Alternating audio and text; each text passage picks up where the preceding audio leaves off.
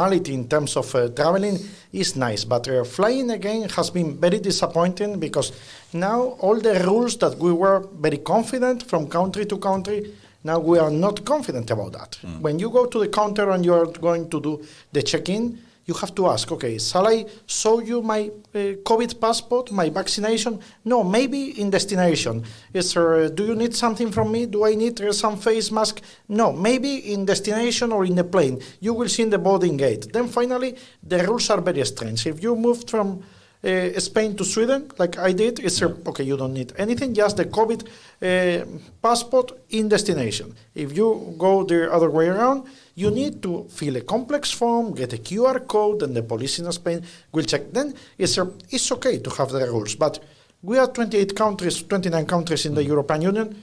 We are not able to agree on basic rules for flying. Then, so it's different for every country, and it changes over time all the time? Yes, it's even really difficult to check in the website, okay, what is the rule that is applying now?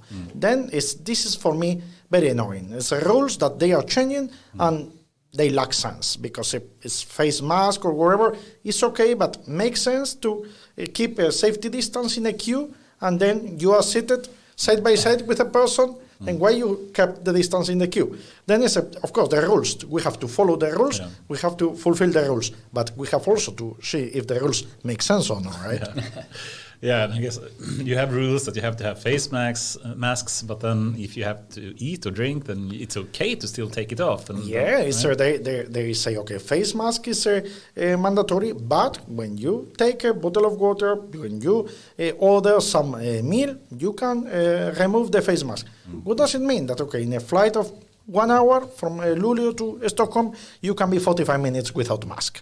Then what is the point? There's no point. This is something that but however, they don't explain that they are having HEPA filters and other technologies that they are helping much more than the face mask. Right. We have technologies to clean the air, and I think the planes are places that the air is extremely clean. The air is renovated in every minute or every second minute, and with HEPA filters that they can keep. Then they should explain that. Okay, we have some rules, but also the technology is helping for that, right? If we start moving to like or comparing to AI, AI can be built by manually defining a set of rules, or you can try to do a machine learning approach that actually try to automate, learning the rules from data instead. It seems like in this case, it's very much a manual approach in EU, where every country is manually defining a set of rules, and they are not consistent with each other. Not consistent, country. Not coordinated. And they change all the time, and they're not even logical in some sense, right? I think the scientific approach here is trial and error. This is not and when you are a scientist and you try to do something with trial and error, believe me, that is not a good approach, because it's just try, and if it doesn't work, try a different thing. Successive approaches is not approximations is not good. But you've been traveling, because I haven't really been traveling outside Sweden for a long time. But since you have your background, you've been actually doing quite some traveling through the pandemic, I assume. Yeah, I did, and but the situation for traveling was not very, very nice during that time, because actually in the very, very beginning, before the vaccines were in place, the people got confused. You didn't know what to do. Actually the figures by some countries, that is, if you travel to Asia or some places, the figures are not real. You have to check if the figures are real.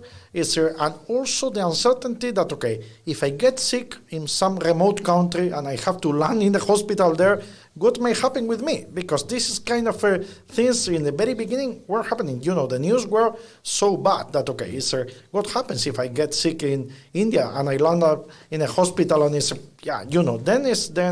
now, thanks God, I think this is sorted out with the vaccines. We have some confidence on the trips, but certainly during the pandemic was really, really tough to do travel. So, bottom line, during the pandemic, there was very little coordination, and now with the vaccines era, it's a little bit better. Would you say it has yes, improved? I think it's before the pandemic, the chaos was total. I think the chaos was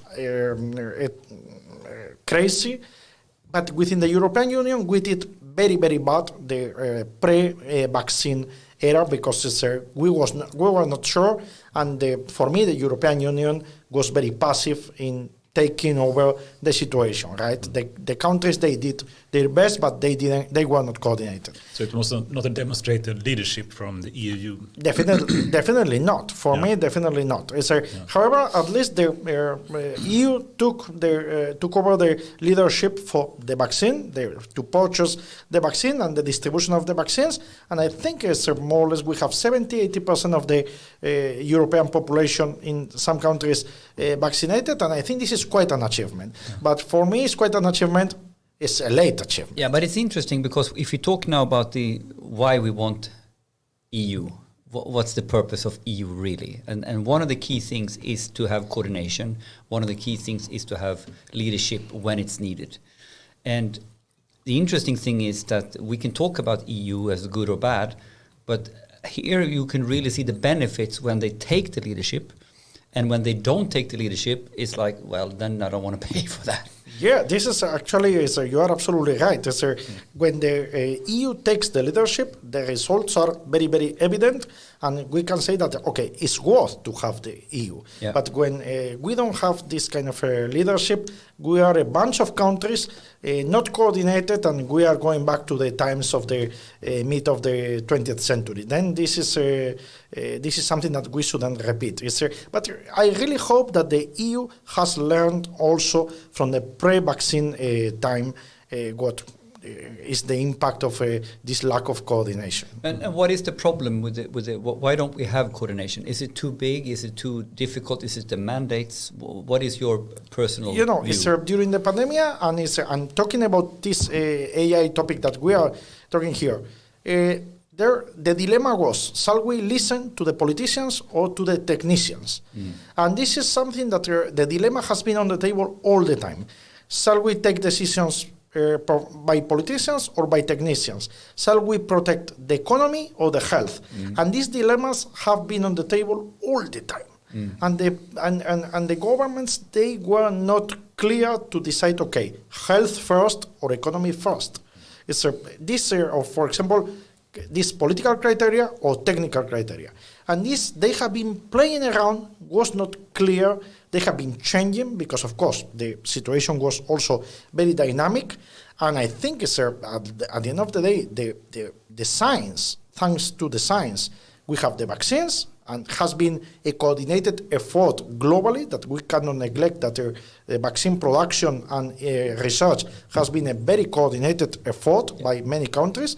And thanks God, the vaccine has saved the European Union and the rest of the world. And this is a coordinated effort. But the science has been saving the situation, not the politicians. Yeah. Without going too deep into this, but you as an expert in Spain and been a lot in Sweden as well recently, what do you think about the Spain versus Sweden's approach to vaccine and corona in general? In general, I think Sweden and Spain has two good things in terms of corona, is that the people want to get the vaccine. It's a people trust, and we don't have any kind of problem. If you want to vaccinate even teenagers or even kids, people don't hesitate to do that.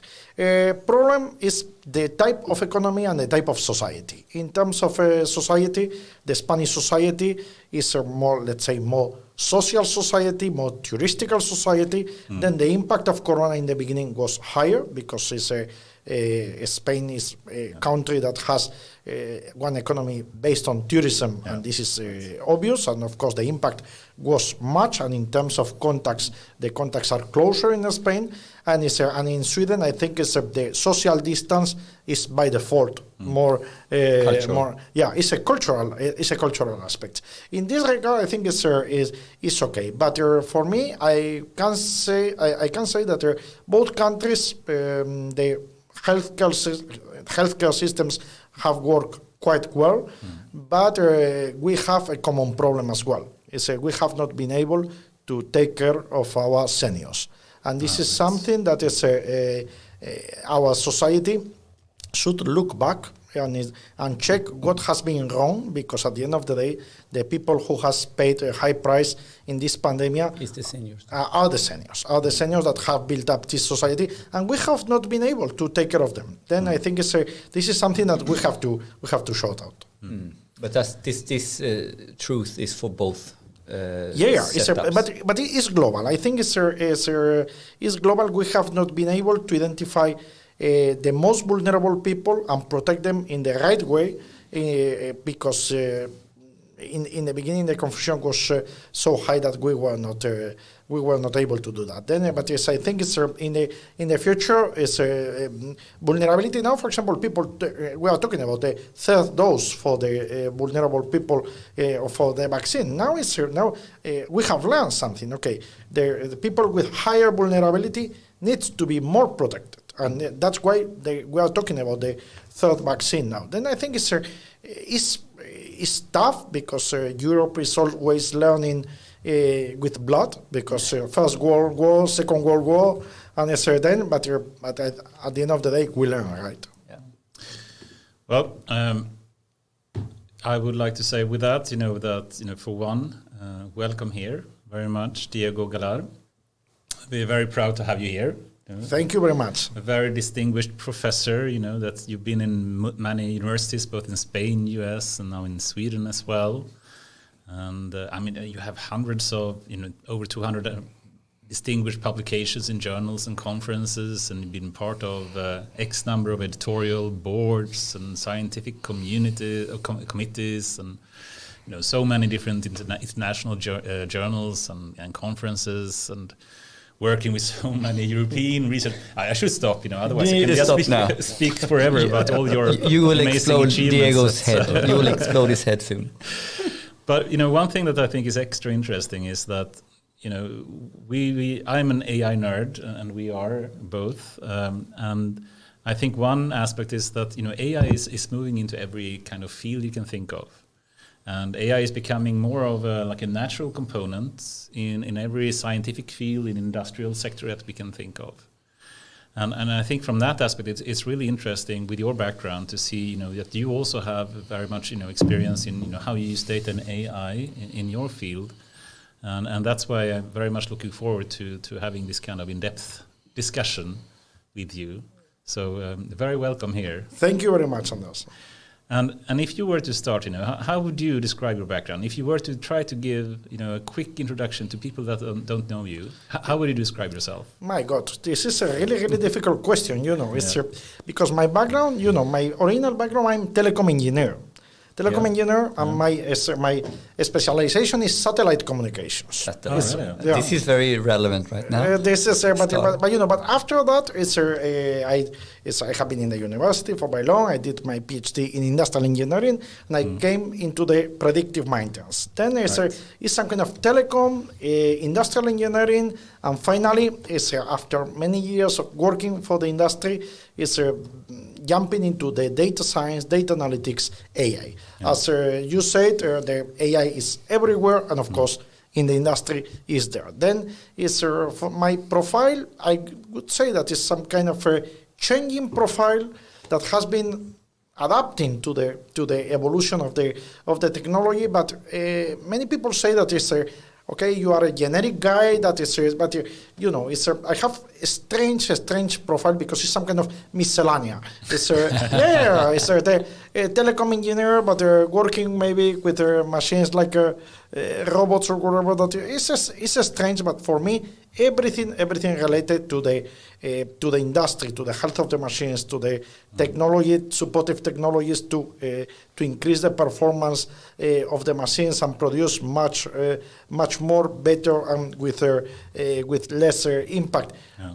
This has created a very, very strange profile. And also, my profile, let me say that it's strange because I have been always in the borderline between the academia and the industry. Mm-hmm. It's my life between Sweden and Spain as a full professor in Luleå University is very academic with a professor of condition monitoring, but at the same time in Spain, in Tecnalia, where I'm heading the group that is very close to the industry. Then I think maybe I'm not a pure academician, I'm not a pure industrial guy, but sometimes we need people moving in this gray area to connect both worlds, right?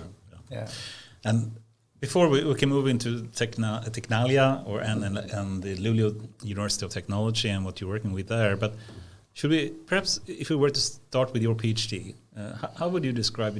What were your main contributions and work in your PhD? It's a very interesting question because I'm not PhD in telecom engineering. I'm PhD in industrial engineering, and what I wanted to check is with my PhD was the relevance of actually analytics in terms of maintenance. I was working many years ago in terms of analytics to increase the maintenance performance, and by that time all the maintenance, I'm talking quite many years ago, the maintenance was performed with the Excel sheets, with having really nice files with papers, etc., like a room, many bookshelves with the files, and a lot of data, no information. No insight. No insight. Then when you were asking to the maintenance managers, people in relevant companies like General Motors, etc., okay, why you are keeping maybe in the basement these files? Maybe in the future we will use this data for something. There was some kind of a data warehouse just in case. And then I thought, okay, we need to take advantage of this past. There must be some advantage looking back in the mirror of the maintenance to decide in the future. Right. And then I started working, and finally this ended up in a PhD thesis. And but by that time, believe me, when I was talking about automatic maintenance decisions, people thought, okay, you are crazy. You will need people to take the maintenance decisions. But nowadays, the crazy people are the ones that want to take by themselves the decisions. You were a bit ahead of your time, perhaps, at that point. No, I think people recording files and keeping the data. I think in their mindset, they had the hope that, okay, this will be useful sometime. Then at the end of the day, I think everybody agreed that, okay, let's keep data because sooner or later we will need this data, the past, to predict the future. Yeah, and I hope you can continue doing that given all the legal GDPR kind of related issues. But hopefully with machines, it should be better than with private data, right?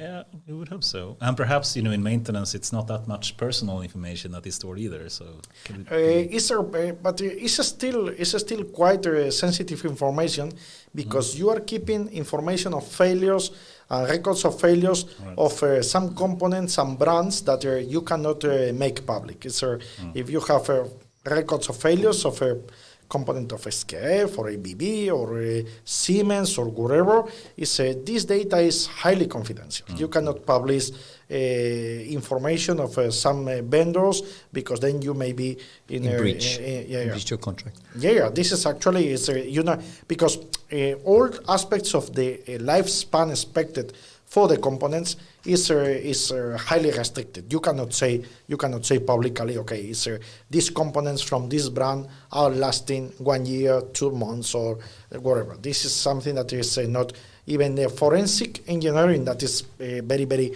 common, that when you have a failure and you analyze the root cause and you see, okay, the machine has failed due to this, these reports usually are extremely confidential because they compromise information about big companies, big suppliers, and they are very sensitive with that. So this is other areas than GDPR, but equally sensitive. Yeah, I mean so many people, and also, where I work recently, I mean, so many people are saying it's so sensitive and it's so secretive, but it is that for so many different reasons. It can be for personal information reasons, but also from a competitor point of view, as you point out, right? Absolutely. And I remember that from the Spotify days as well. I mean, it's super sensitive to share anything that has with absolute numbers in some sense to do, because if that gets out, it can be really sensitive from a competitive kind of point of view, right? Yeah, actually, now if you go to the vendors that you can find all over the world, it's any component. Some of them,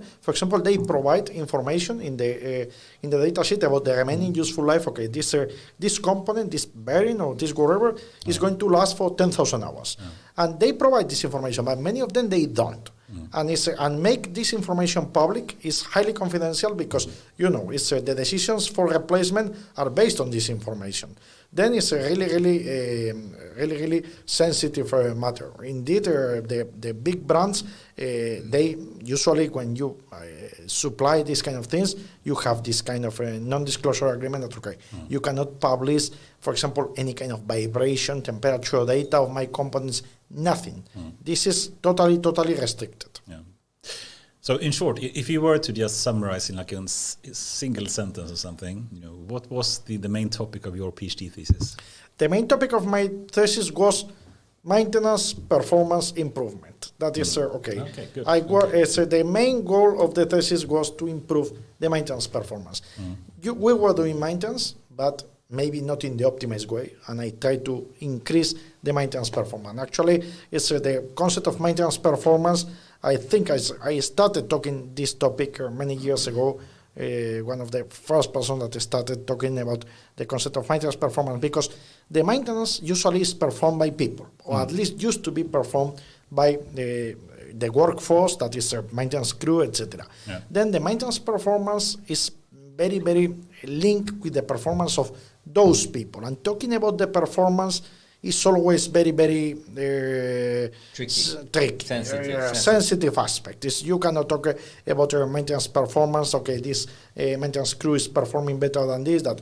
But now, as a process, maintenance as a process, we can talk about the maintenance performance, how the maintenance is impacting the whole business. Can you just give some concrete examples of what kind of products are we speaking about here that we are trying to improve the performance of the maintenance? Yeah, it's actually when we talk about maintenance performance, I'm talking about the overall maintenance that you have in on site. You may have a maintenance crew of 8-10 people, wherever. In a manufacturing plant. In a manufacturing plant or in a railway premises or wherever. With these people, you get some availability for your assets. For example, 95%, 97%, wherever. Increasing the maintenance performance means that, with the same people, with the same materials, I'm going to increase from 95 to 98% availability. Means that, you are able to run your machines, to drive your trains longer with the same economic investment. Yeah. And this is very important because we cannot neglect that now in Europe and in the Western world, we need to increase the availability of our assets. We have to run 24/7. It's every time you shut down your assets for maintenance, you are losing money. Then the more you can run your assets, the better for your business. And if you go all the way to sustainability topic, how we actually survive with less impact on our world, how we do maintenance, how we get more flexibility out of our power plants, how we can make that is a big part of meeting our CO2 goals and meeting our sustainability goals. Yeah, actually, it's nice you link with sustainability because maintenance and we will talk AI and sustainability, but maintenance and sustainability are really linked. Actually the maintenance is directly related to sustainability in terms that assets that are well maintained, they are more sustainable, they are eco-friendly, the emissions are better. However, assets that are not maintained well, and you can go to developing countries and you can see that assets that are not well maintained, they are impacting the environment, they are impacting many things. Then maintenance is really contributing to the sustainability. This is extremely relevant. And of course, maintenance in terms of let's say eco-friendly process in the industry is going to be considered in the future more like a adding value rather than a cost, because can reduce the impact of the emissions and increase the sustainability a lot. I think we will move into the whole sustainability and circular economy topic very shortly. But just to cover your background a bit, and you did your PhD and you continued then for a number of different positions, both a professor in Spain and US, etc. I don't think we can cover everything because then we will just speak of your background in the rest of the podcast. But I'd like to speak, for one, about the Tecnalia work that you're doing. You're the head of maintenance and reliability there, and also about the Luleå University of Technology. But is there something, before we move into that you'd like to highlight? Something that you've done in the past that we that took you there. That is a lot. We need to know that step. I think it's I have been moving a lot. This is true, and I have been moving from teaching, doing research. I have been in the industry. I must say that I think it's let me say that my father influenced me a lot in terms of moving around, because he was a maintenance manager for many years, and he helped me to touch the ground. To be realistic, not just in the cloud without any contact with the reality. And I must say that for me was important to move to different places, especially when before going to Tecnalia and coming to Luleå in the European University of Madrid. I had the chance to start developing all these concepts. I started working with a powerful team there, and I think from Madrid I can say that was for me my takeoff to the situation that I'm working now with this kind of industrial analytics, industrial AI profile that I have configured. This is maybe the very beginning of that part of the journey. Yes, that was Madrid. Yes. And what was your position in Madrid? In Madrid, I was in the industrial engineering department. I had the chance to work in many projects, coordinate many theses there, and I had the first contacts with the big Spanish industry. At the end of the day, I'm born in Zaragoza. That is a nice city, but not big one. Then Madrid, the capital, is where all the big companies, they have the headquarters, and from that university I had the chance to start collaborating with the big sharks, let's say, right? And then this university belongs to the Laureate universities. That is a big group all over the world. I had the chance to travel a lot and see different realities, industrial environments, and then for me, open up my mind, and I think it's I have to thank that time there. Yeah, interesting. And now, if we were to move, before we go to Luleå University of Technology and speak a bit more about Tecnalia, can you just start by giving a bit description for people that know what that company is? What do they do? And Tecnalia is a research institute, same as you can find in Germany with Fraunhofer, or in Finland with VTT, or in Norway with Sintef, and here in Sweden we have RISE. It's the reason for this kind of institutes like Tecnalia is, and I think it's good. It's something that doesn't exist in many places. But when we talk about research, the universities usually in a scale of technical readiness level, the TRL, that is how mature is the product. The universities usually move between 1 and 3. It's a maximum 4, but very seldom they reach to 4. Then the industry doesn't want to listen anything below 7 or 8. Then you have this gap that you have to bridge. You need someone to take the technology and the science and take it up from TRL 3 to TRL 7 or 8. And the top one is 10, right? Top one, 10 is 10 is full general availability. Yeah, it's a product that you can commercialize. This is we start from the concept, the proof of concept, the demonstrator in a lab, demonstrator in real industrial settings, up to the 10 that is okay when you can come and sell the product. So TRL. What is that? Technical readiness level. And technical readiness level is a KPI used for the academia, into the research institutes, into the industrial. Yeah, it's very used in the European Union and also in US to define in which level of maturity you are doing your research. If you are doing your research in a very doesn't mean that if you are working in a TRL2 you are bad. No, it's the other way around. TRL2 is, for example, the basic science, physics, chemistry. But we are talking about horizons. Yeah, horizons to commercial availability. Yes, it's from TRL3 to 7 or 8, you may have 5-6 years. From TRL2 to 10, you may have 10-15 years, right? But of course, the basic science, they are in the low TRLs, and the industrialization of the product is high TRL.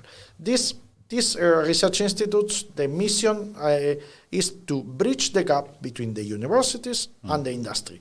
And I think they are doing a good work there.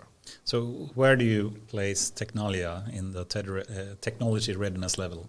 It's actually Tecnalia is in the middle. It's in what we call the Death Valley. Yeah. It's taking the science of the university, that they are doing a fantastic work up to TRL3, and taking this up to the industry to 8 or 9. And of course, when we reach 8 or 9... Someone jumps... many times, for example, in Tecnalia or Fraunhofer or this, Tecnalia has one division that is Tecnalia Ventures that creates a spin-off to many times to commercialize. And do business. Then this is the idea. It's from scratch to market. And this is a formula that now in Sweden we have with RISE as well, and I think it's the right decision, because otherwise we always talk about the gap between the academia and the industry. But I think the way you describe it from Tecnalia perspective, and how you really, Tecnalia, in my opinion, has a very focused funnel. I find that quite mature. I think so to some degree maybe technology has done this a little bit longer. You have been modeling out of the German example, because it is in some ways an innovation funnel you're working on. From academia to commercialization, and to really have that goal so super clear, the way you describe the mission of Tecnalia, I think it's very good. It's true that Tecnalia has been in the market for quite many years, learning the German model, and also looking that in US, for example, the model that they have based on the universities is not that successful. We have to be aware that in the universities, if you try to emulate this and go to high TRL, then the universities usually don't succeed there. Then you need some kind of intermediate entity that is doing that and talking to the R&D departments of the companies in order to fulfill the needs. Then, and also one thing that Tecnalia and the rest of research institutes in Europe, they are doing is not only they work with the local authorities and the local companies, but also there's a big network, a big and powerful network of research institutes. Then in the same table, usually you have RISE, you have Fraunhofer, you have Tecnalia, you have all of this. Then the efforts in the EU arena can be coordinated, and this is quite an achievement. And I think this is the big achievement, linking back to the whole coordination topic, to go in a coordinated way from university level into this intermediary. This gap needs coordination, and I think that's where, if you consolidate from the university to the research institutes, then the possibility of European coordination is much. The chance is higher. Yeah, actually, sir, we have to recollect that when we look back in the first programs of research of the European Union, the research was good, and the European Union has been paying a lot of money, but the research was never transferred to the industry.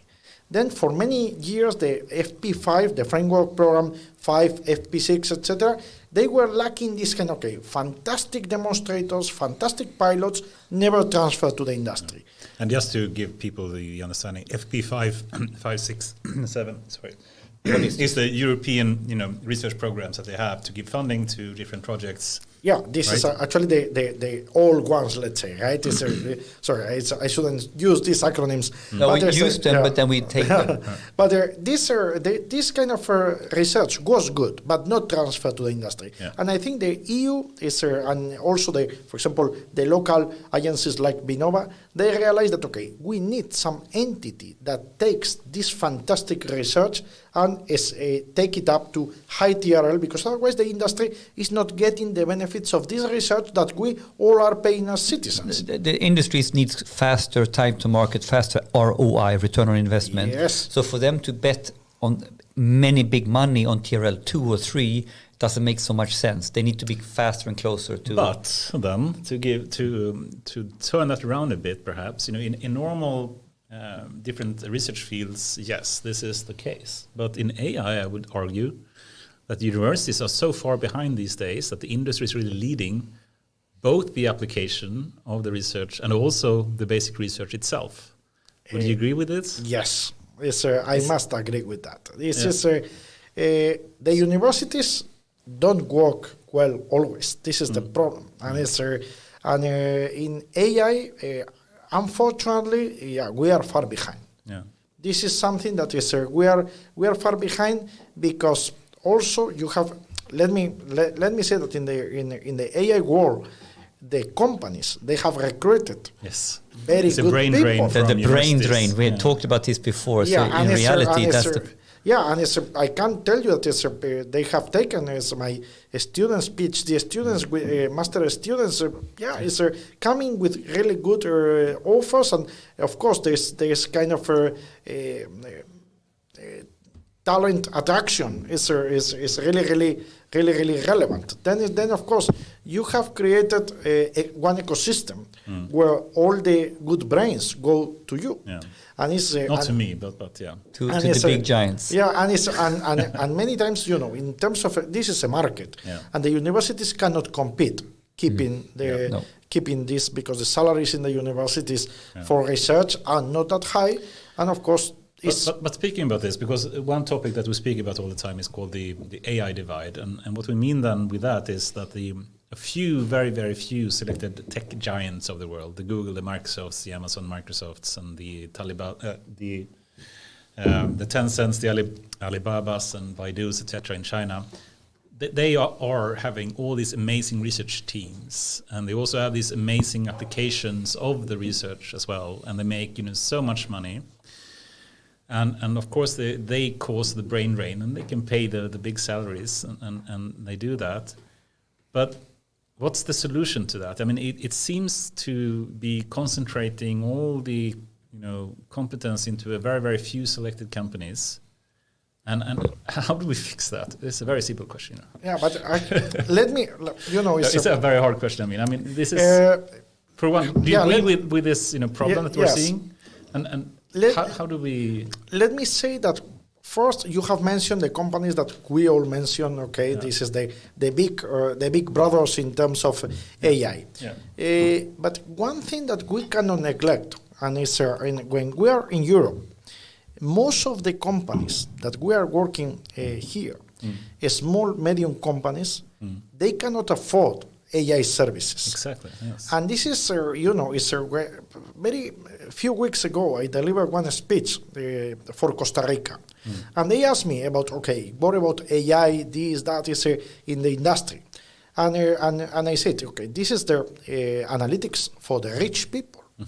Because we have to see that these cloud services, all the services that we are talking that the industry can get benefited and are provided by Huawei, by Microsoft. Not everybody can afford that. And you have many companies, and if you look the whole Europe, even in countries like, for example, Germany, they have noticed that the achievements of AI and Industry 4.0, they have not arrived to all the companies. Actually, in summary, Industry 4.0 in Germany, many people say has failed. Has failed because has been adopted by the big sharks. They have gotten huge benefit. And actually, if you look now in the pandemic, the big companies, they haven't lost almost nothing. In terms of benefits, they have been quite robust. But the small companies, they don't know what is Industry 4.0. They don't know what is AI. Yeah. And this is what is, for me, something that is a bit critical. How we can make some kind of a AI democracy to give these services to everyone. Let's go back to Industry 4.0 and the fourth, industrial revolution and everything. But just to come back to Tecnalia a bit, and also perhaps compare that a bit to RISE that we have in Sweden.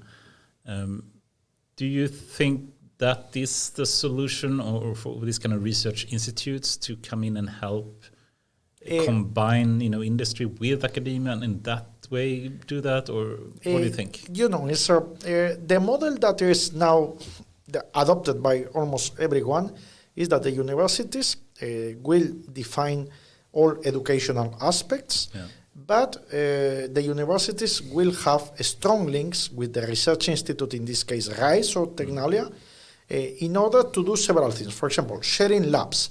If you have a good laboratory in KTH or in Chalmers or in Luleå, you don't need to replicate the same laboratory 3 times in Sweden. Right. RISE is coordinating several first-class labs, world-class, and these labs are available for all researchers of RISE, that many times the researchers also belong to the universities. They have dual roles. Many times they have dual roles. Yes, absolutely. For example, in Germany, if you go, many of the researchers, they have the business card of Fraunhofer, business card of the university, okay? But RISE is, in this case in Sweden, I think is doing a good job, is coordinating these efforts and going to Europe with one voice to help the industry. Because in that way, we don't have some kind of silos that, okay, this university is taking care of this industry. We have one infrastructure, is not duplicated, and its benefit and cost benefit is much, much more efficient.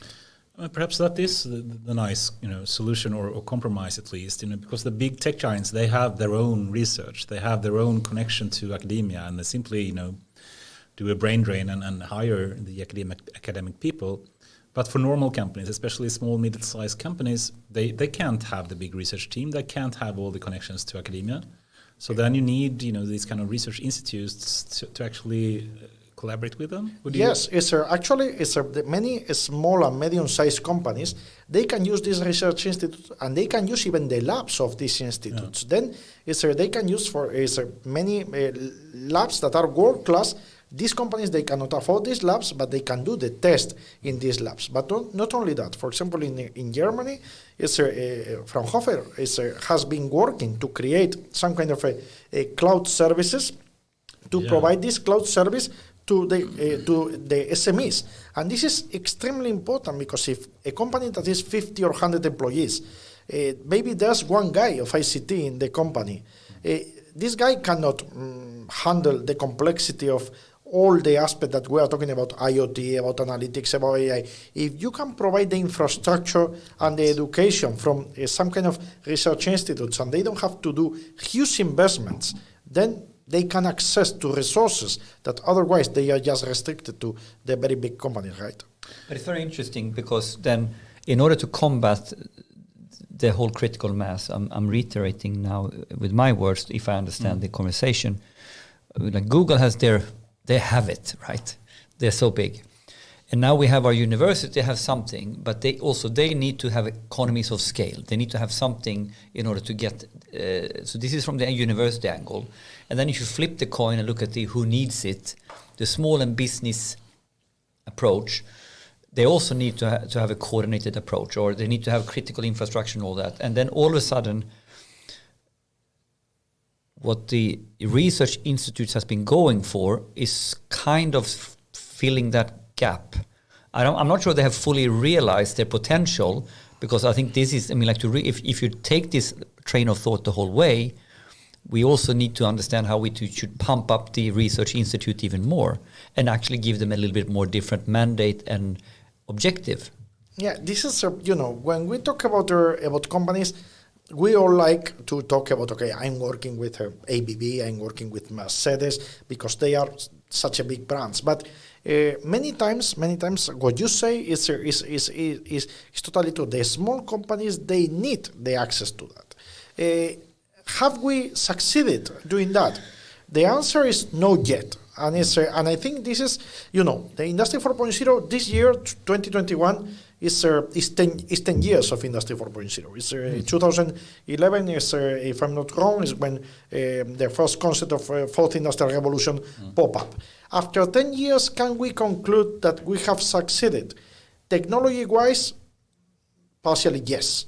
Is populated to all the companies? Definitely not. And this is maybe what we have to be aware. Industry 4.0 is populated in the big players, and they have gotten huge benefits, and you can see the economy of these big players.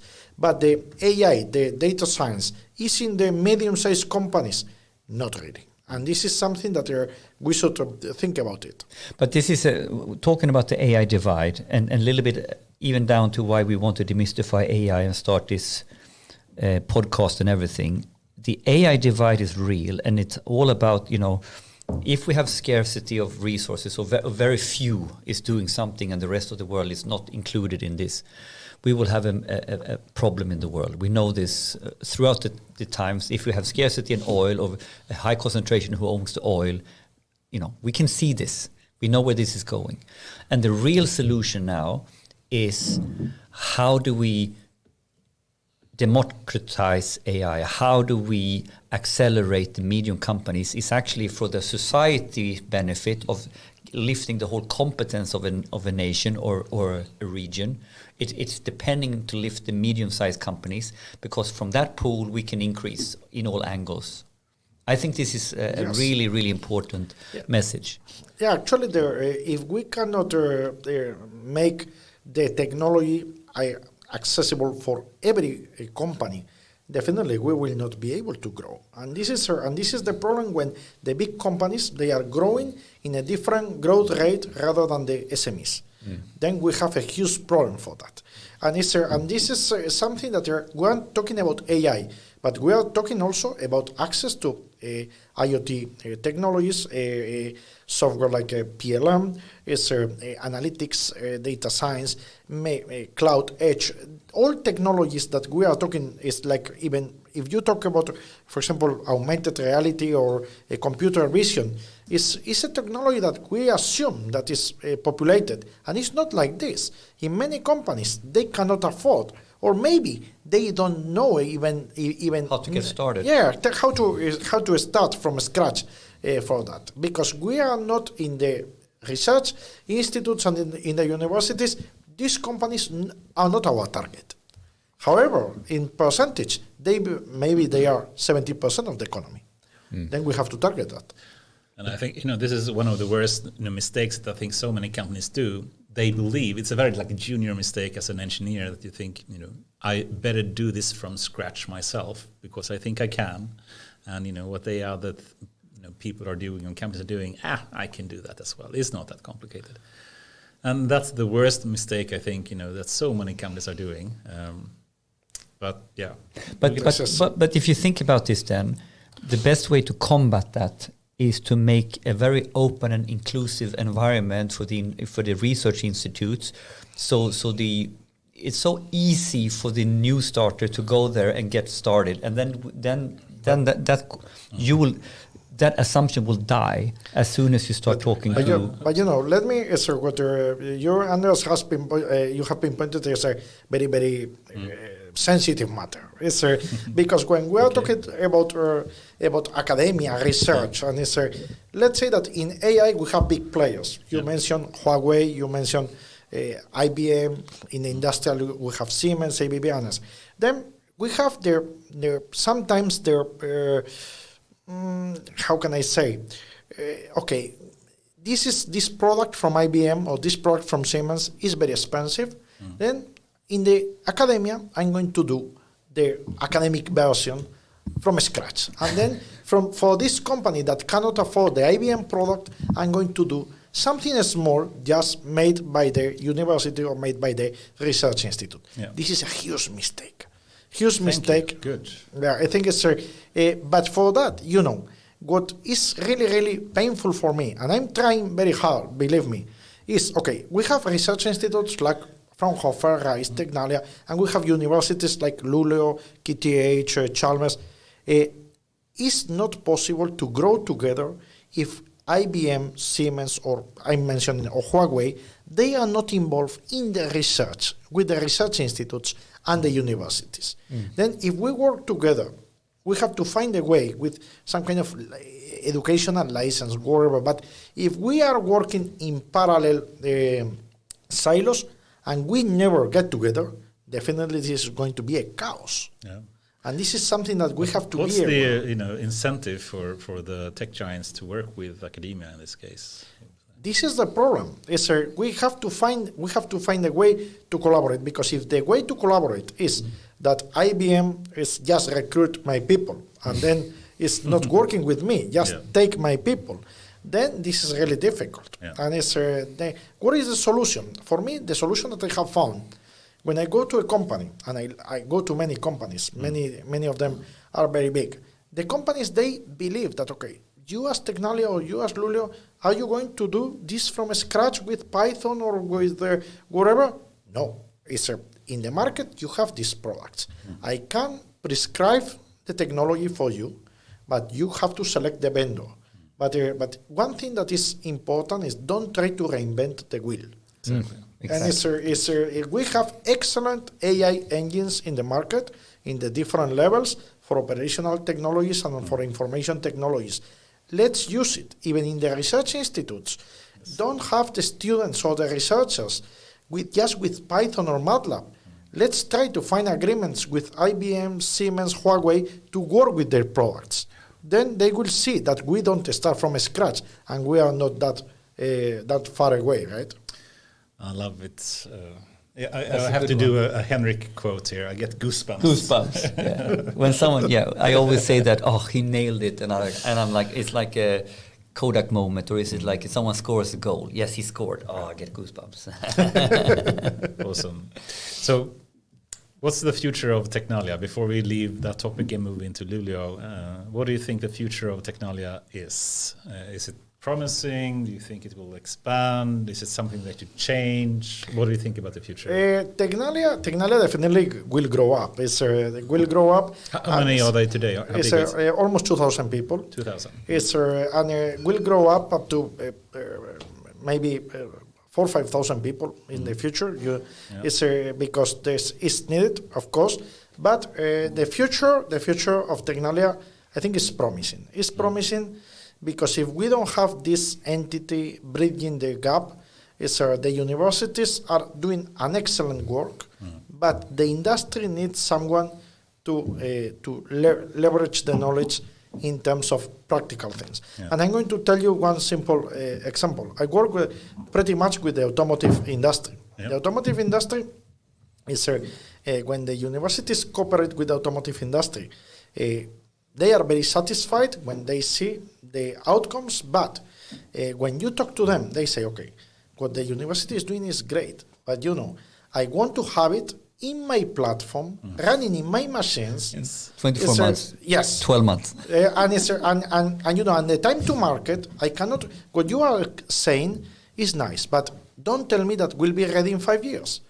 My time to market must be less than a year. If you are going to take more than a year to bring this technology here, okay, bye-bye. I have to go. Call me in 4 years. Yes. Yeah. Then this time to market is definitely the research institutes. We need to play that role, reducing the time to market for the products that the industry has some interest from the universities. I think it's well summarized.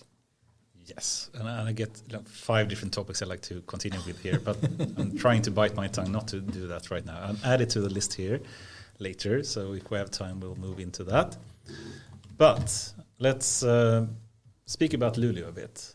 Perhaps you can start with speaking just a bit. How did you get in contact with Luleå and Sweden, perhaps? This is let me 30 seconds to tell you something. The first time, I bought a car in Luleå, I bought an insurance for my car, it was a Saab. So it's a 9.5, really nice car. Really nice. Now we can tell it 80s. Yeah. Then I called the insurance. Then I said, okay, I want an insurance. Blah. Then the guy asked me, you are not Swedish? Then I say, no, I'm Spanish. He said, okay. He said, where are you? Then I say, I'm living in Luleå. Then the guy started laughing. He said, but what is one Spanish guy doing in Luleå with full of reindeers and mooses? Then I said, okay, what is this is something that I will never forget. I will never forget because the insurance guy, told me, do you need extra insurance in case you hit an animal? Then I said, what is that? He said, may I hit an animal? And he said, do you drive from Luleå to Kiruna? And I said, yes, because I work many times with projects in the mines. Then you need, because you may hit a reindeer. then I was so, I was really shocked. I started, this is many years back, and I still remember the guy laughing on phone. He said, what a Spanish guy is doing in Luleå. Let me say that after I was a pro-rector of my university in Zaragoza for many years, and I wanted to be in a sabbatical year doing some research out of Spain. And I went to Luleå just for 6 months. This is a long 6 months. Yeah, it's 6 months that are lasting. What year was this? Are the 6 longest months of the history. And then I went. Is it 80s, 90s? Sub 95. It needs to be. This is actually very 12, 13 years. I bought a Sub 95 in a second hand, of course, but it was really nice car. I still remember that.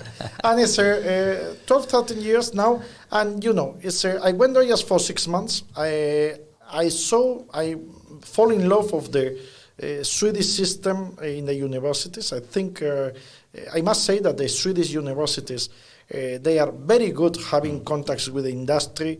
We were talking about the European system, the Bologna process. By that time, and Sweden was really ahead of time deploying that, and I fall in love of that. The contacts, Luleå, Luleå University is, of course, is far north, but the relations with the mining industry, the relations with they are.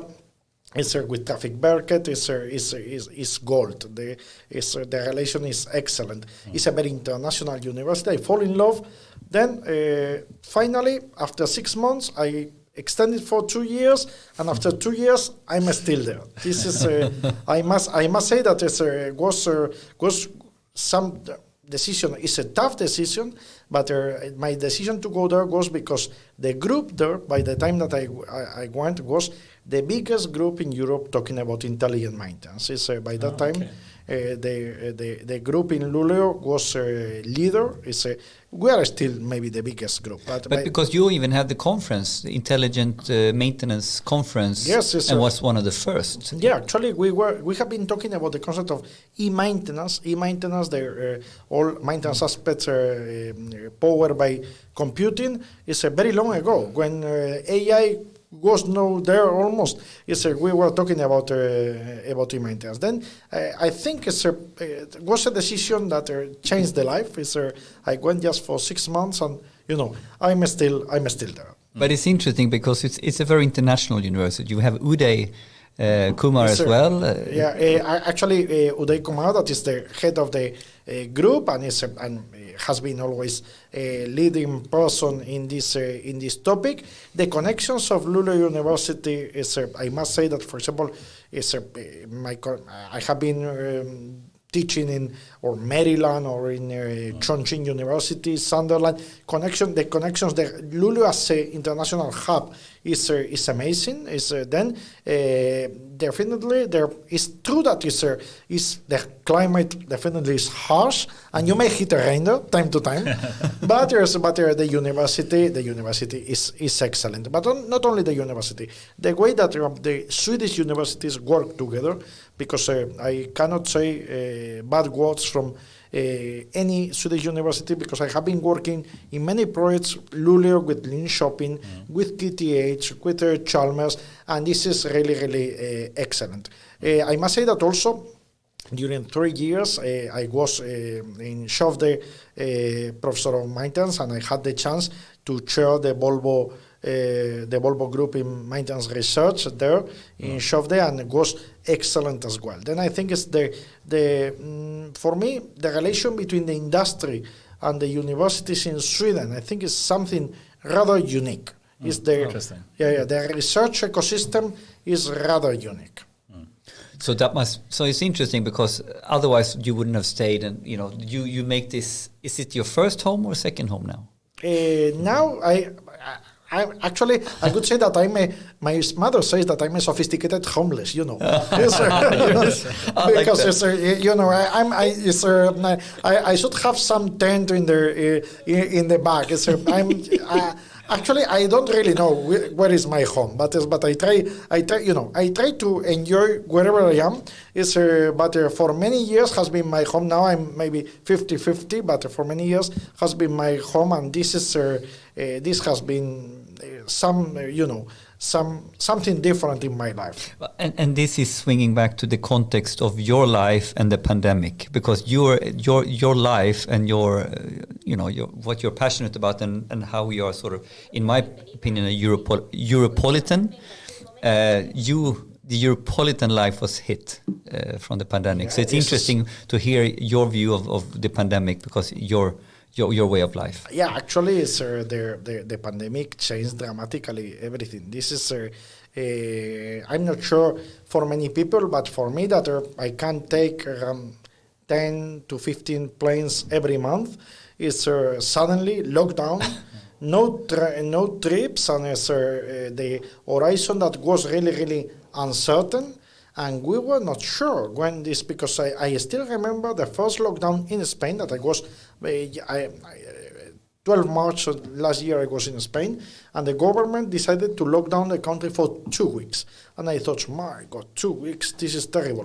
These 2 weeks were 3 months, and 1 year and a half we are still going back to normality. Then, of course, as a human, you really wonder, okay, shall we go back to normality, or this is going to be the normality like this? And this is something that is, when you suddenly shut down all your activities, and you change the face-to-face meetings with the Teams, with the Zoom, with this is the personal touch, because at the end of the day, the humans, we are social animals. Yeah. And if we don't have the human touch, something wrong in our brain starts triggering, right? Yes. And then this has been tough. Yes, for me it was tough in the beginning. I must admit that. Yeah, we leave the topic. I just wanted to make that, for me, it's a different level of talking the pandemic with someone like yourself, Diego. So this is for me has been tough in it, and I can understand that many people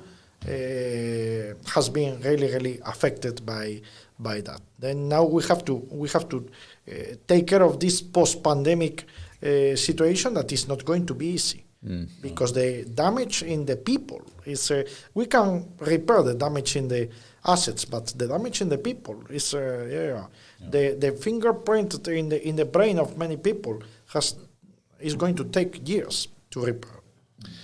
Cool. But then you got a full professorship, right? And it is in a topic that I'm not really sure what it means. So please explain it to me. But it's in the topic of condition monitoring. Yes. What does that mean? Yeah, condition monitoring is basically all technologies to take care of the health of the machines. I like to say that we are like the doctors of the machines. And in condition monitoring, we try to see what is wrong with the machine in order to schedule one action as soon as possible and prevent the damage. And it's exactly what you do with that. It's when you check your temperature, your blood pressure, this is condition monitoring. You are monitoring your condition in order to take a tablet, a painkiller, or go for surgery. Of course, you don't want to go for surgery. The machines, they don't want to go for corrective maintenance. If we can do some minimal action with minimal intervention, then minimal impact, and then we can put the machine startup up and running again very soon. Then it's basically it's about the health of the machines. Yes. Awesome. I know it's just like a sickness of mine that I thought conditional monitoring, because I'm so into AI kind of thing. But this is basically the condition of a machine that you're trying to. Yeah, it's the condition of the machine. This is and then this topic is new and is not new at the same time. It's not new in the sense that we have had condition monitoring for many years. We have checking vibration, temperature, whatever. But now, in the last 10 years, is when we have a lot of data. The Internet of Things, they have provided cheap sensors with technology in order to collect a lot of data from the machines. We can have now thousands of parameters with a sampling rate that is, then you can have gigabytes of information. So, for example, you can take just one engine of a plane is producing several gigabytes per second. Several gigabytes per second that are sent out to General Electric or Rolls-Royce or wherever, and in real time, they are doing the condition monitoring of that engine. Then means that engine is monitored in real time, producing a lot of data and extracting information. I'm doing this separation of data and information because this is where AI comes into the picture in two things. For me, the moment that we have a lot of data, but we need to convert it into information, okay, who can keep up with that complexity? Good. I like it. Let me say that I learned in one of the conferences that you have organized some years ago. When I heard about the digital butterfly effect, I fall in love of the topic. The butterfly effect. Yeah, that was at the conference. The digital butterfly effect for me was great because then I realized that if I'm collecting so much data, and I have to filter the data and take my decision based on the data, can I keep up with that complexity? I cannot. I need AI engines to decide, to filter out the information. Because in the past, 20, 30 years back, one vibration is like one electrocardiogram. Okay, you can analyze that. But instead of that, if you have hundreds or thousands of sensors reading, can a human keep up with that? Maybe if you try to do it, you neglect something and you have a catastrophic effect. That is the digital butterfly effect. I love it. And it's actually very similar to what I usually try to speak about when I try to compare the humans versus the machine, or the humans versus AI, and try to see what is really machines good at and what is humans good at. And one thing you can say, which is basically what you said right now, is that humans are really bad at going through a huge amount of data, like gigabytes per second. I mean, there's no way a human can even have a chance to go through that. But machines are rather good at that. And they can do that perhaps not in a super deep way, but in a superficial way that is interesting. And then potentially we can leave that to humans to only look through the most important parts. And then they can do a more deep analysis of the more important part, right? It's one thing that I have been working for many years is, decision support systems, because in the industry you need to take decisions. Yes. And the decisions are, when you take a decision, you take a risk. Then you have to be able to say, I'm willing to take that risk, I take the decision. You know how many indicators a human can keep up in terms of taking a decision? 6 or 7. 6 or 7 indicators, figures, is the maximum number that you can see at a glance and decide. Actually, this is the dimension that you have in the panel, for example, of your car. We are not that intelligent as many people think. When you are in your car, you have the RPM of your car, you have the speed, you have the oil temperature, you have several indicators. There are no more indicators. No, you could put 50, but it's not usable because the human cannot keep up with that.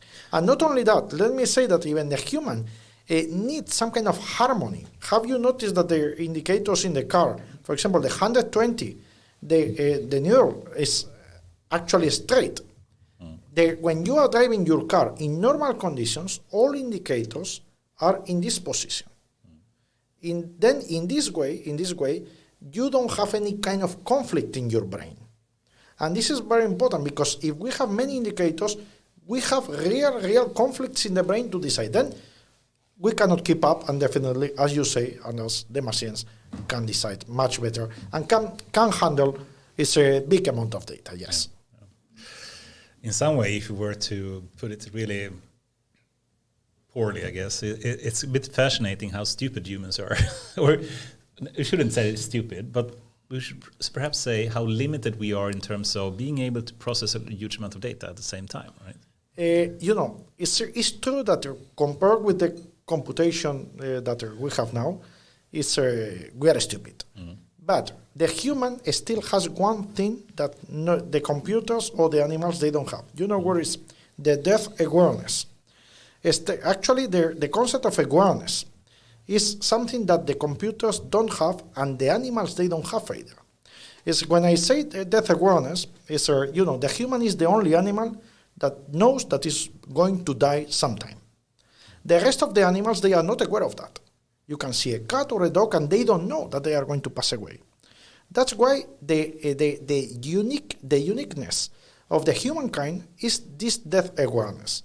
The moment that we can provide to the computers, to the machines, this kind of awareness, this kind of many people think call it conscious or whatever awareness that they are there. Yeah. They have to do some kind of self-preservation and self-awareness. Then we have transferred to the computers something that is rather unique. And we are stupid, but still we are the only animal or thing that has this kind of awareness. You mentioned the word consciousness, and I am so eager to jump into that trap because I listen to too many Lex Friedman kind of shows. But we shouldn't do that. We should, because I have seen several of Diego's lectures, and we are talking about the robotic laws and how we can apply that in condition monitoring. Mm-hmm. So when it comes to this topic of consciousness and how to understand machines, there are several of your papers and lectures on exactly this topic. And so I think Diego will handle philosophical conversations. So I think go ahead. I think this is really good, Anders. Okay. Should we move to that topic? Yeah, let's do it. Consciousness? Consciousness on machines. Machine consciousness. Okay. Let me do a very improvised an intro, on my view of things. Okay. And please then say what you think and disagree with me, please. And so many people, I think, over romanticize what consciousness really means and what it is. I mean, in some way, it's about trying to be aware of the world and yourself in that world, right? Mm-hmm. And then you can try to measure that in different ways, and you can say, it's very easy to make a human unconscious. Either you go to sleep or you have some kind of anesthesia, or you can just, through some very simple means, make a person unconscious. So what does that really mean? Well, I think people over romanticize, what consciousness means. But in some way, it's about trying to have a mental model of the world where you understand that in this kind of situation, this is the state of affairs that we have right now, and this is the best way to take an action. And that can be done surprisingly easy, I would say. It's not so extremely magical that if I were to mention, for example, Lex Friedman, that he continuously say that consciousness is so hard to replicate, I would actually disagree in some sense. What do you think? Yes, you have said something that I really like it. It's a number of, let's say, parameters, variables that define your context. This is the world that is that you are living, and this is to define for me the awareness is the awareness for a machine or a robot or is whatever needs to define the surrounding context around, and be aware of this context is what is going to make the difference between a machine that is aware of the things or not. Like if the same machine in different context can behave differently. And then this means that it's aware of the context. But this is awareness for me, this is okay. you can get awareness. Consciousness, I may disagree a bit. Oh, good. I may disagree because consciousness for me is when you are. It's a very philosophical talk, but the machine is aware that is there, and also is aware of its limitations. And for me, are humans aware of their limitations? The main one that you are going to pass away. And this is, for me, this is the, I'm going to put you one simple example. If you are running, doing jogging in the street and you keep a constant speed of 10 kilometers per hour, but your heart rate is increasing because you are not in good shape, if you keep the performance, you may pass away. You are not that stupid that, if my heart rate is increasing, maybe I should slow down because I'm going to kill myself. The machines are not that clever. If the health is... But please don't confuse it with intelligence, because we can, I think, all agree that machines today are super stupid compared to humans in the terms of very many dimensions. Yeah, but provide consciousness is, I would like, now is something that we can expand. Is something that I would like to find. I'm really open to find ways to provide some kind of consciousness to the machines, because I think the next generation of the industry and the transport and all the assets that are surrounding ourselves is when the machines are provided some kind of consciousness. But isn't this, if we follow the logical progression, you have a standalone machine with no data on its surroundings. Then you get awareness around your closest surroundings and the really interfacing processes. And all of a sudden you can start getting a contextual awareness where the machine can make smaller adjustments depending on, I know I have 3 other machines next to me, so we can share the load, etc., etc. And if you expand on that concept, we are essentially talking about a neural network of data and information that stepwise can grow. So the point, where would you define it as awareness of context versus consciousness? To me, mathematically becomes the progression of how much data and experience the machine has in its thinking of making the next best action.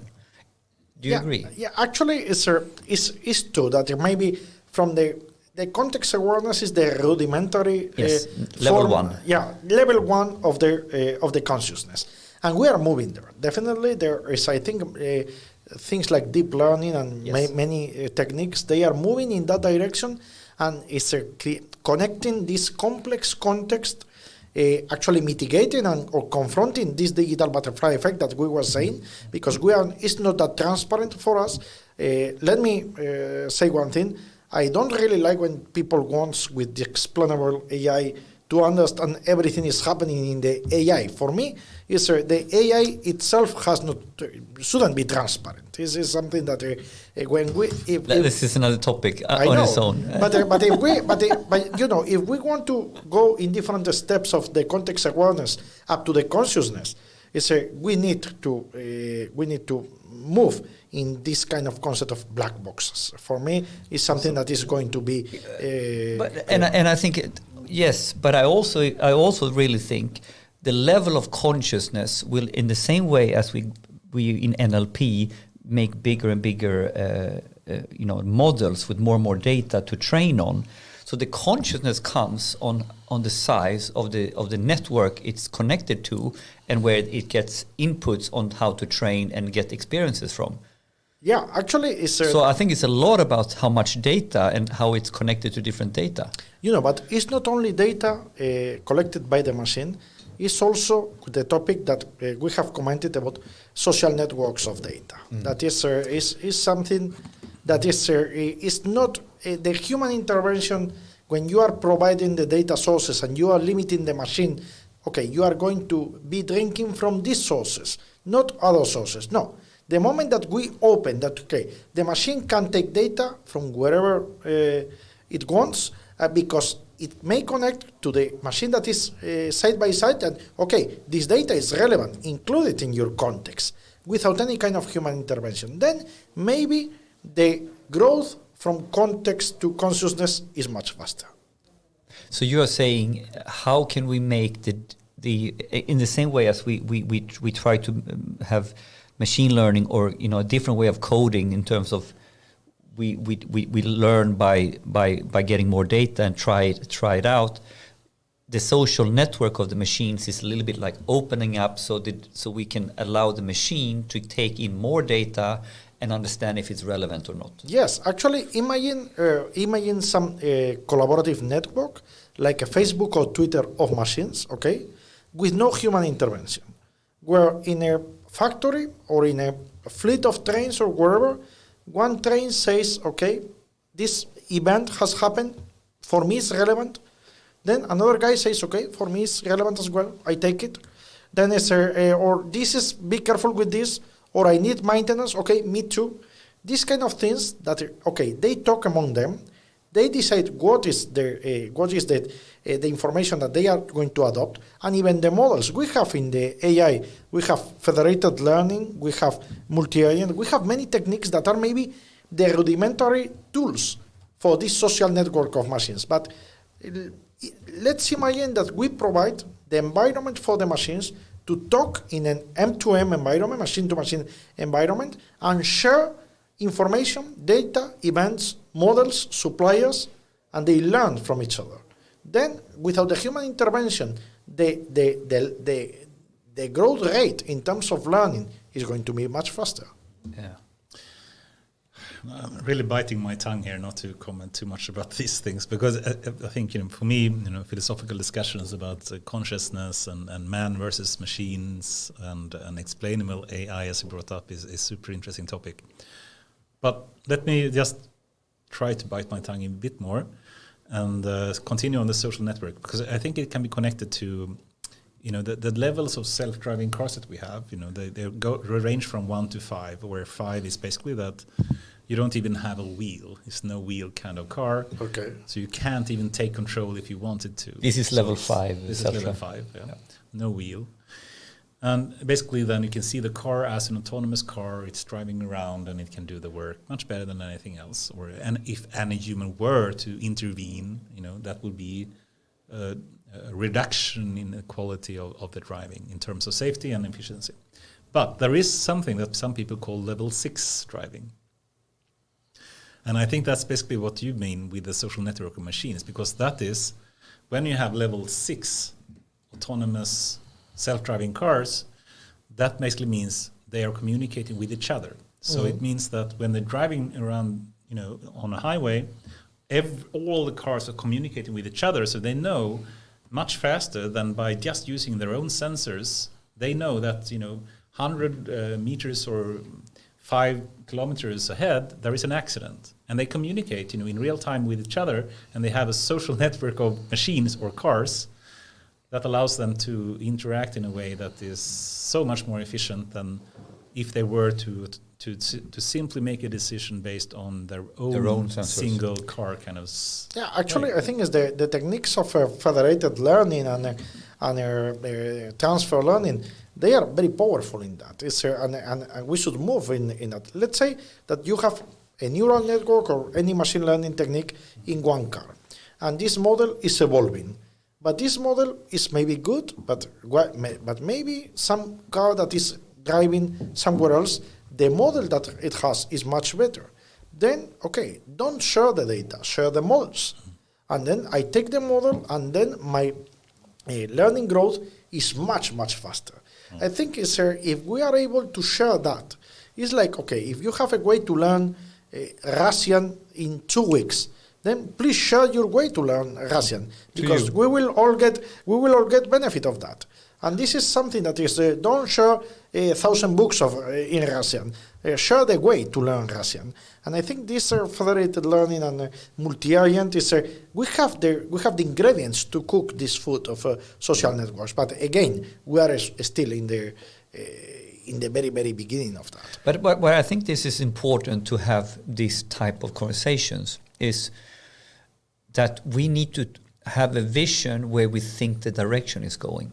Because if we don't have this vision of direction, we don't know where to put our efforts in the basic research. I take the example of federated learning, and we can discuss in how good or bad that is.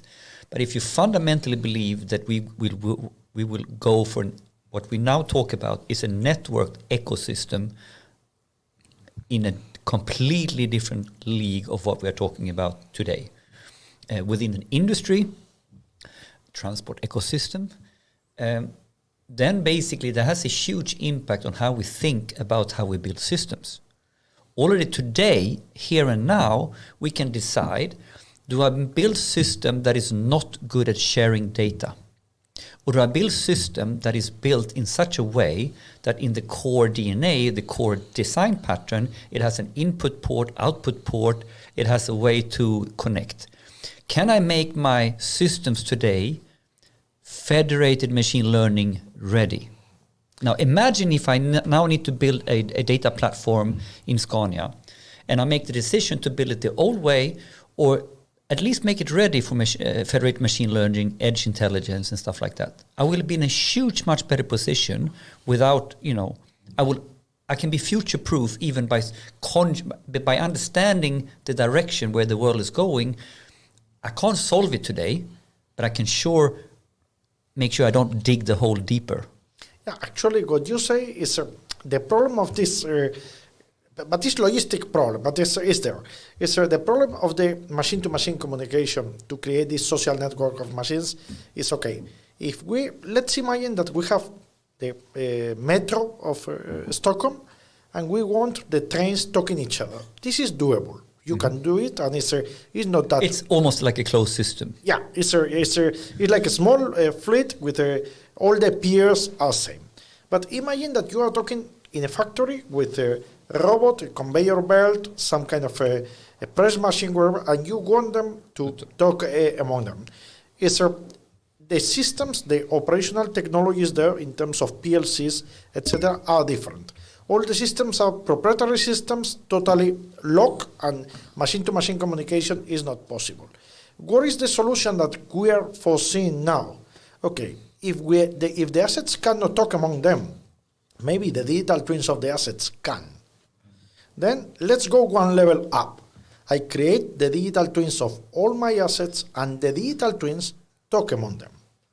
And this is the architecture that we are now trying to foresee if it works, because this is very relevant for us to see, okay, if we have to overcome the complexity of the machine-to-machine communication, let's go to a level where the digital entities, the digital twins, they are going the ones that they are going to talk. And this is the current, the state of the art now that we are trying to foresee. So, for 20 years ago, I was into the semantic web and these kind of things. We're trying to represent the knowledge that we have on the internet in a logical fashion. And we have stuff like description logic, etc. It tries to use as a way of reasoning about the facts that we have and know about in the web. And this turned out to be a complete disaster, and nothing really turned out from that, and everything has been dropped today. But I think still the core idea of having a machine-to-machine kind of language and a way of communicating is super important. What do you think is, if we can't go the symbolic way, which the semantic web was about, do you still believe that's the proper way, or do you think another way is better, or do you have any thoughts about that? All the attempts to standardize the communication between machines, they have failed. Yeah. Because it's due to, actually, it's economical reasons. I have worked with Mimosa, OSA CVM protocols that try to connect, at least create one standard to transfer the information between machines, even though the systems running there in terms of OT, IT are different. For me, physical connection with these protocols will never be standardized, because the big players are not interested on that. And then we have to go one level up, as I mentioned, as digital entities talking among them, because in the physical world, if you go to the industrial settings, for example, Ethernet and all these protocols is a nightmare to connect the machines using this. Then if you want to go for something where all big players can get together, we have to go to the cloud. For me, it's a mix. Let me say that it's a mix of edge and cloud, right? It's a mix of edge and cloud where, okay, you have some local intelligence on site, but the cloud is having your Facebook. And then the machines, they have the physical, let's say, shame, the digital shame there, and then it's okay. It's where they share the data. But this, so we are talking about ecosystem thinking in several dimensions now. The ecosystems of different machines in terms of how basically we can get them to collaborate. And you can take this many ways. And then we are talking about the distributed system in relation to edge and central. Yeah. Maybe we should explain a little bit what is the. We have talked about the different machines and get them to talk, and now we enter another dimension of distributed edge versus intelligence. Could you just elaborate a little bit on? But before we move into that, I mean, I think it's still interesting to try to just elaborate a bit more. You know, how do we really make machines communicate? But I think that's the reason. I think going here is the same question. To is be honest, it really? Yeah, I think so. Okay, is the aspect of edge is and cloud. There's a big it's a big fight for some people to define. Okay, shall we go for totally decentralized or totally centralized? For me, the edge, is in the edge computing. You will always have some services. Some services are really interesting to have it on site. And so, for example, services like health or some kind of performance monitoring, etc., you can have on the edge computing. But if you want to look not the short term, the mid or the long term, the information of the edge definitely must be shared in the cloud. How the machines should communicate? Okay, let's imagine that you have a machine that has some kind of local intelligence with edge, and in the cloud you have the digital twin of this machine. The digital twin of this machine is what we call the virtual commissioning of the machine.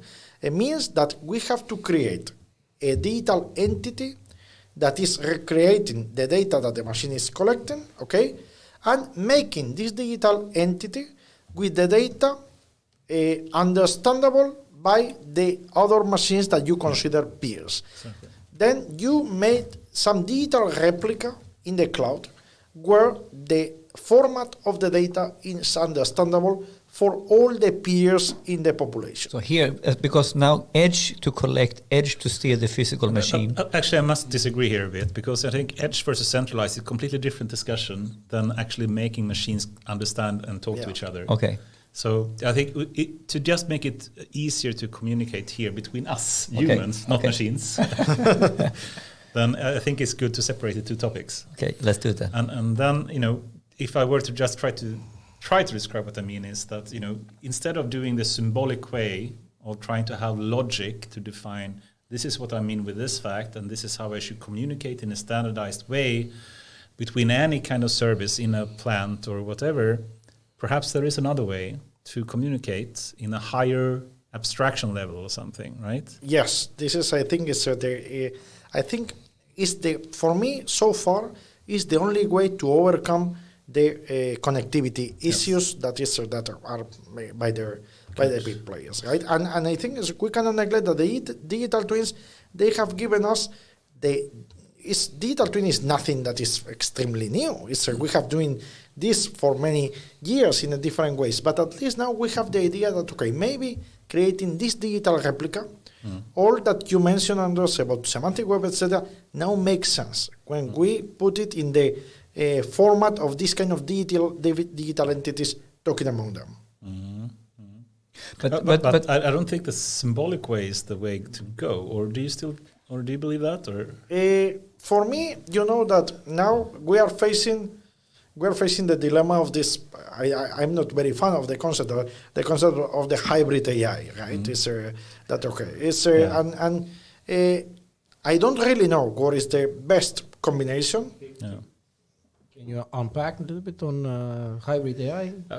Yes, it's a bit. So we have the old style GoFi, so it's called good old fashioned AI. That was the manually defined rule based kind of AI. You know, if you want to translate text from one language to another, well, you manually write down the grammars and the rules, and you don't do any kind of learning approach. You simply manually define the grammar of the language and try to make translation in that way. That turned out to be a complete failure, and of course it doesn't work and it's too hard.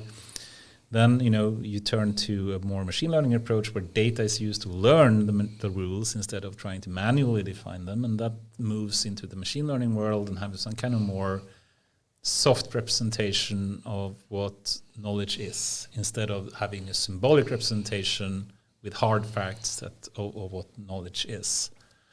So I would say that's one way to describe it, at least, you know, the symbolic versus a more machine learning approach. And what is hybrid? And the hybrid is a combination of the two. So Yeah, combining rule-based with machine learning. With machine learning.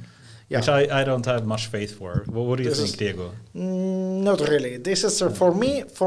Is you know, I really believe that semantic ontologies and the evolution of semantic ontologies is going to be crucial, at least in the first stage, to provide this kind of communication for the machines.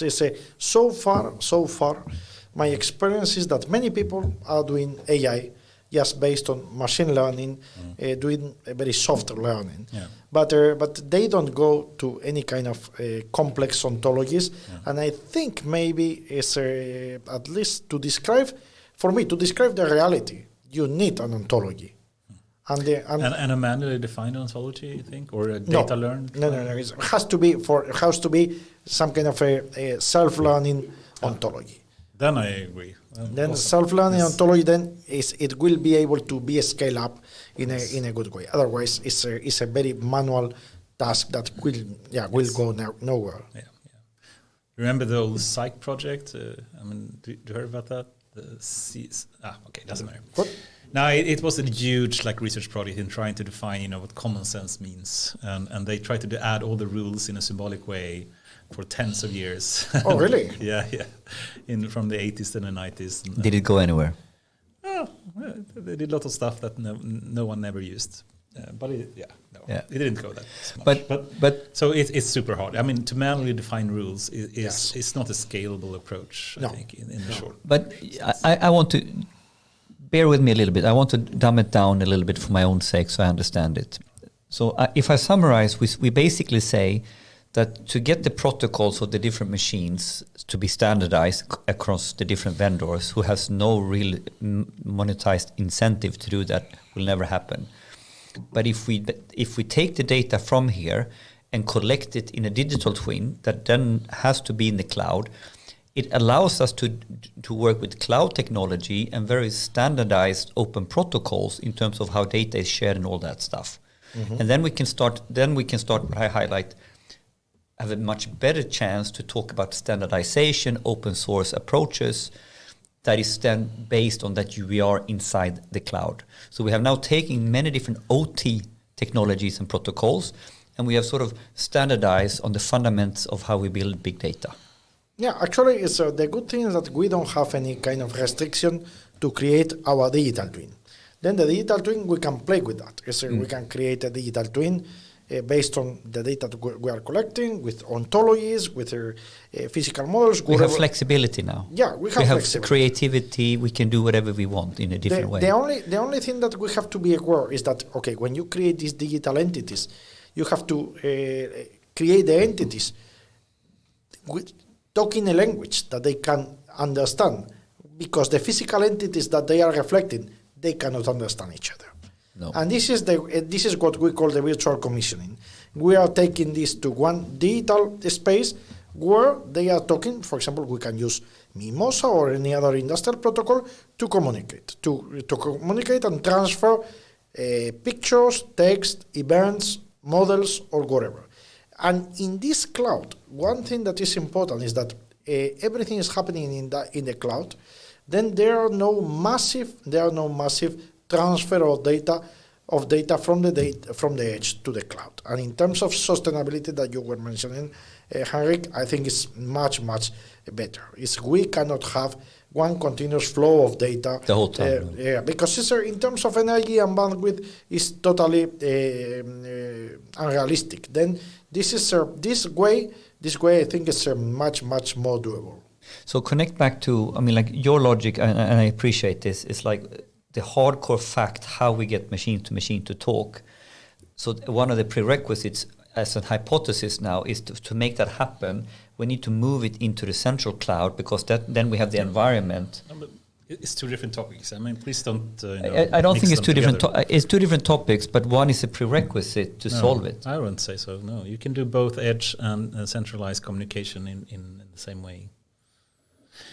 But to just try to make the communication a bit easier, human to human. We were speaking a bit about long term, how we can really make machines talk to each other and disregarding the humans, and that's one way to do it. Another way is, how do you do it more short term? If you want to have something working in 5 years, that we have an industry that want to make the next kind of intelligent maintenance plant where we can really make a machine understand by itself, it's really time to do something, otherwise it will break down. How do we do that? Then I think one way would be to go for the really long-term goal of moving to a soft kind of learned representation of how to communicate, or you do some standardization, or you do some kind of protocol that you speak about that we know is limited, but at least it will work short term. And perhaps I would say that's more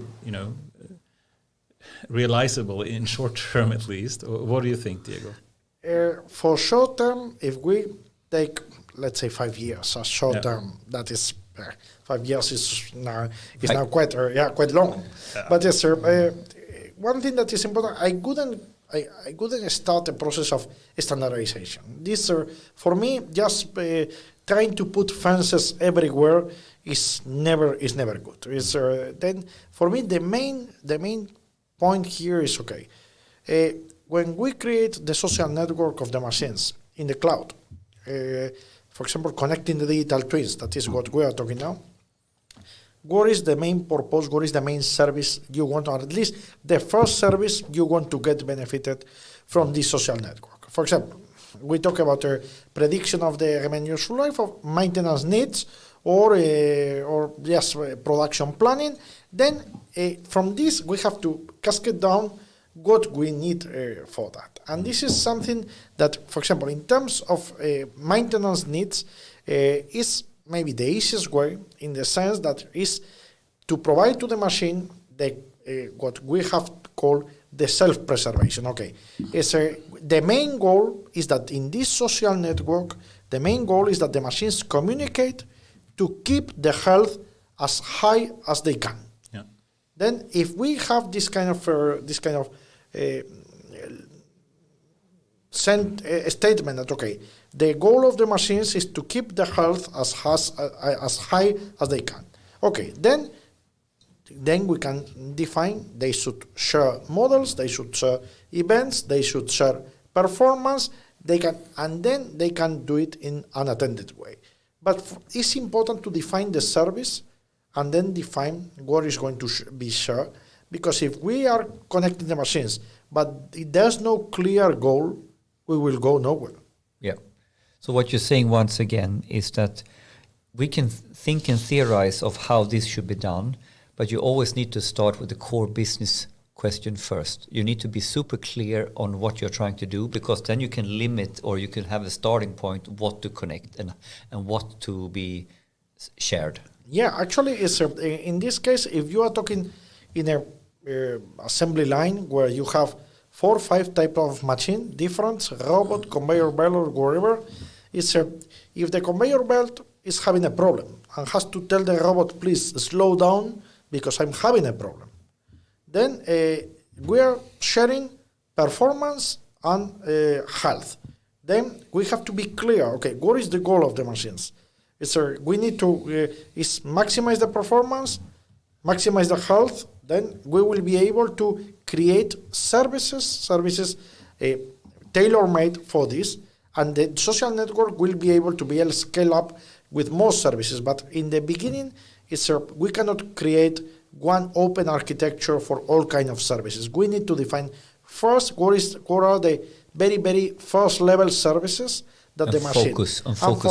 And for me, the machines and is the same as the humans. The humans in the Stone Age what was the first service? Self-preservation.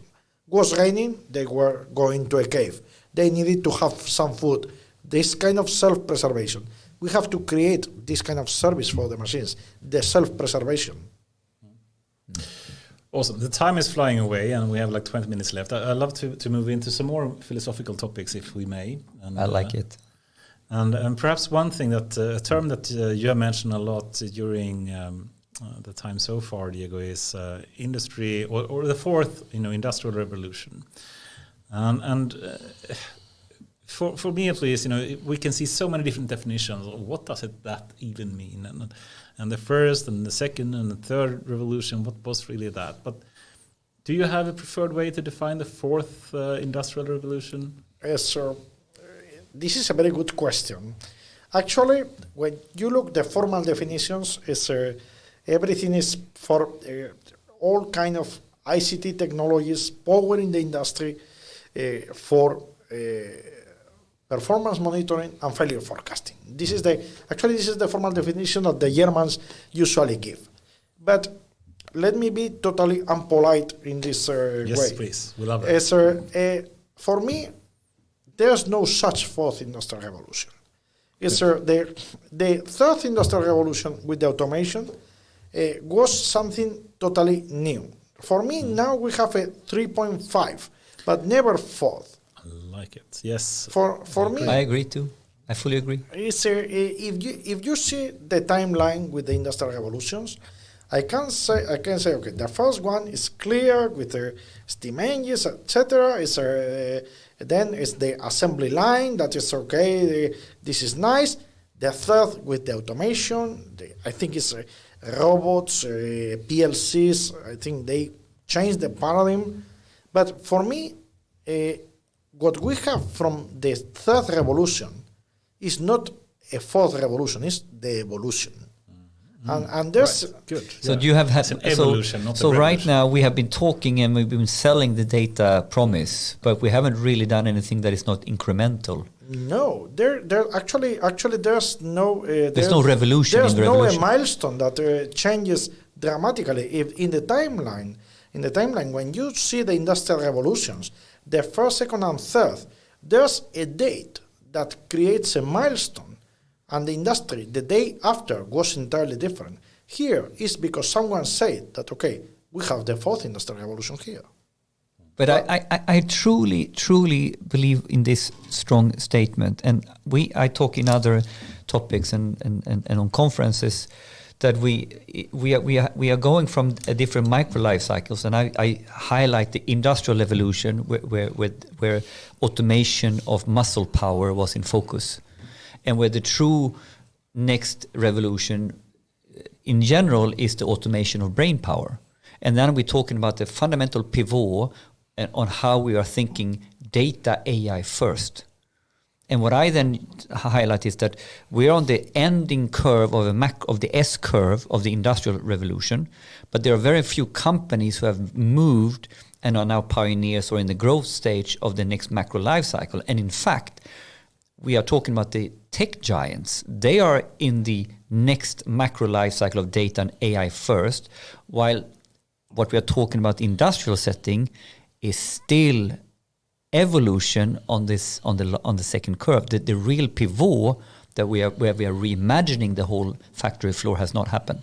Yeah, actually, it's during the period between the revolutions. We have had evolutions, and it's what you describe, and this is really nice. The problem is, I think, I don't want to make it too simple, but I think there was a need of a fourth industrial revolution, and we created that revolution. But for me, there was, and it's not bad. The evolution is natural, But when we call revolution or evolution, it's because, okay, if we have a transformational or supportive technology or a disruptive technology.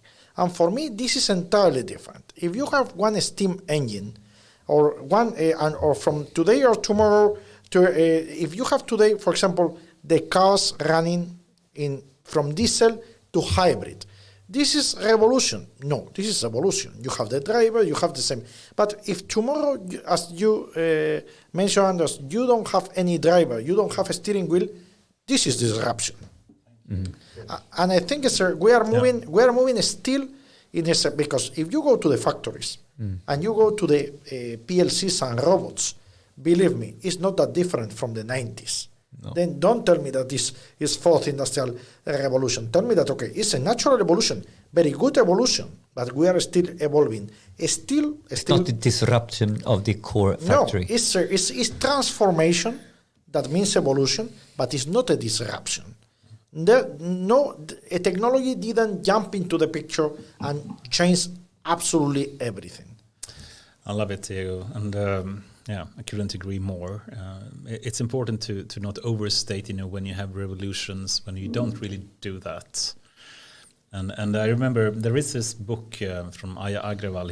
He had a book called Prediction Machines, and he spoke about different types of disruptions. And he didn't really compare to the industrial revolutions, but he basically said, the transistor was one thing that really changed the world. It made people not having to sit and manually calculate stuff. You can use a computer suddenly, thanks to the transistor, to do calculation. And then another big disruption was the internet, rather. And that really made it possible to distribute information or distribute products and services in a way that never was possible before. And then he says he has a third disruption. After the transistor, the internet, and the third is AI, actually. And I think he actually says that AI is going to be an even bigger disruption than what the internet and what the transistor was. And I really like his way of describing that. And I could speak more about that. But I think this is such a profound way, what really changed the behavior. Then you see a disruption. But if you look at AI in the context of fourth industrial revolution, we have started talking about AI the last 3-4 years. Yeah. Then it's because we have talked. If you look back 2011, the fourth industrial revolution was IoT. There's a lot of IoT. Big data analytics, that was something really popular. Augmented reality. Then it's in fourth industrial revolution, instead of some technology that was disruptive, the society put a bunch of technologies together.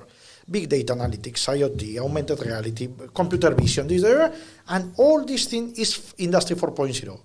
No, before 2011, there was computer vision, there was augmented reality, there was IoT. The conjunction of everything is true that has made the industry evolving quite much. And I think the AI will be the next disruption. Yep.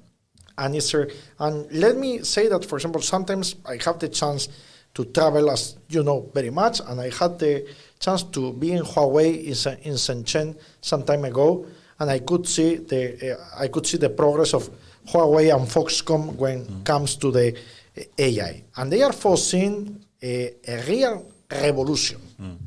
But this revolution, for me, is not here yet. Not yet. Not yet. Okay, so 10 minutes left. And okay, we could choose between two topics now, and you can choose, Diego. One is... It's up to you, Anders. No. I want to ask you, because you're the star here. One could be about the research and the future of this research in general. And what I mean with that is that, for one, we are seeing research being moved from academia into industry, and also we're seeing this, the archive kind of movement where people are just publishing in the preprints rather than going for the big conferences and journals, and people are referencing archive instead of the journals more and more, Is that a good or bad movement? That could be one topic. Another one would be more into, I don't want to say this. No, okay. I actually go back from this. No, please say. Take it. Seems that is the interesting topic. Now he sold it, didn't he? He sold the second one. He does this all the time. He's a really good salesman. Okay. No, I really don't want to go here. Now, it's more about the future of AI. What do you think about what will happen if AI continue to evolve with the very singularity and these kind of questions? But we've been talking about this so many times. I don't think we should go there once. We again. go this in the after yes. work. We have plenty of time to talk singularity off camera. Okay.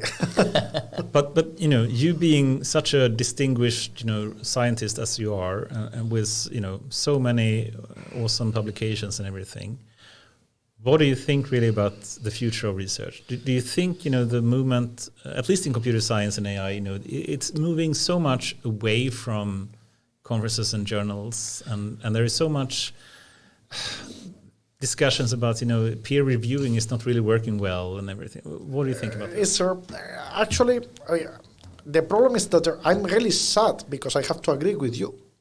That is, and I would like to say that the academia is in the front end. We are doing well in AI, and we are the source that the companies are drinking from us. It's not like this. It's not like this. And in terms of AI, what you can find in the universities still is in the universities and everywhere is still, we are very classical. What do I mean with classical? Our metrics in the academia are totally outdated. It is, right? For example, you have to produce to be a PhD, you have to produce a number of papers. Yeah. These papers has to be published in certain journals with certain acceptance rates. Acceptance rate and ranking, etc. Yeah. Then, if this is the metrics that you are going to be assessed, people follow that metrics. But doesn't mean that the metrics are okay. Are okay for the goal to get a PhD. But they are not okay because when I go to the companies, and I was mentioning Huawei or Foxconn, but when I go to them in Shenzhen, and they are in the top, believe me, and I ask them, have you checked this article? No. Which article? Or this? No. They don't go to these information sources. Then the problem is how many times one article that is included in a PhD thesis has been read not by another academician to cite it, by some industrial guy. Very few times. Right. Then this is some kind of situation where we are totally separated from the industry, and this is something that we have to bridge that gap, because that gap in the field of AI is much higher every day. For example, in fields like, let me say, material science or many other fields, we are running parallel, and maybe the companies, they don't have maybe R&D departments focus on that, and they still rely on the universities. For AI, it's not the case. Yeah.